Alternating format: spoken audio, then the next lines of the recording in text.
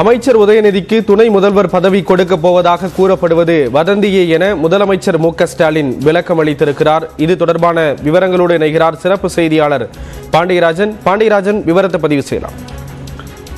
ஸ்ரீராம், திமுக தலைவரும் முதலமைச்சருமான மு.க.ஸ்டாலின் அவ்வப்போது அக்கட்சியினுடைய தொண்டர்களுக்கு மடல் வாயிலாக பல்வேறு அறிவுறுத்தல்களையும் கருத்துக்களையும் பகிர்ந்து கொள்வது வழக்கம். அந்த வகையில் தைப்பொங்கல் திருநாளை முன்னிட்டு இனிய பொங்கல் இந்திய பொங்கல் ஆகட்டும் என்ற தலைப்பில் திமுகவினுடைய தொண்டர்களுக்கும் நிர்வாகிகளுக்கும் மடல் ஒன்றை எழுதியிருக்கிறார். அந்த மடலில் பல்வேறு முக்கிய அம்சங்கள் தொடர்பாக குறிப்பிட்டிருக்கக்கூடிய முதலமைச்சர் பல்வேறு பொருளாதார நெருக்கடிகள் இருந்தாலும் கூட மிக்ஜாம் புயலினை நாம் திறம்பட செயல்படுத்த சமாளித்திருக்கிறோம். மேலும் நடைபெற்று முடிந்த உலக முதலீட்டாளர்கள் மாநாட்டில் வரலாறு காணாத ஒரு முதலீடை நாம் பெற்றிருக்கோம் என்பதெல்லாம் குறிப்பிட்டிருக்கிறார். மேலும் மிக முக்கியமாக கடந்த சில தினங்களாக ஒரு சில ஊடகங்களில் இளைஞர் நலன் மற்றும் விளையாட்டு மேம்பாட்டுத்துறையினுடைய அமைச்சர் உதயநிதி ஸ்டாலின் அவர்கள் துணை முதலமைச்சராக பொறுப்பேற்க இருக்கிறார் என்ற தகவலை செய்தியாக வெளியிட்டிருந்தனர்.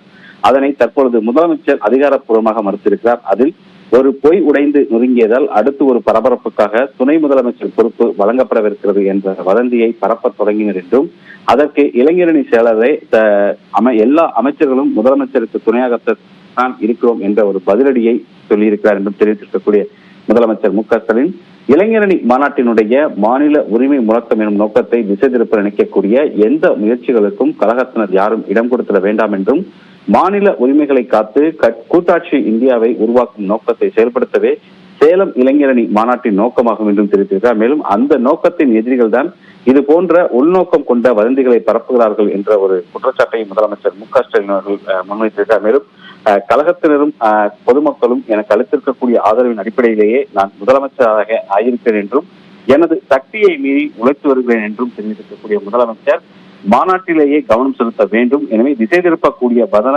வதந்திகளில் கவனத்தை சிதறடிக்காமல் மாநாட்டின் மைய நோக்கமான மாநில உரிமை மீட்பு முழக்கத்தினை முன்னெடுங்கள், நாடு தழுவிய அளவில் அதுவே முதன்மை செய்தியாக ஆகட்டும் என்ற ஒரு கருத்தையும் தன் எழுதியிருக்கக்கூடிய மடல் வாயிலாக தெரிவித்திருக்கிறார். ஸ்ரீராம், விரிவான விவரங்களை வழங்கியதற்கு நன்றி பாண்டியராஜ்.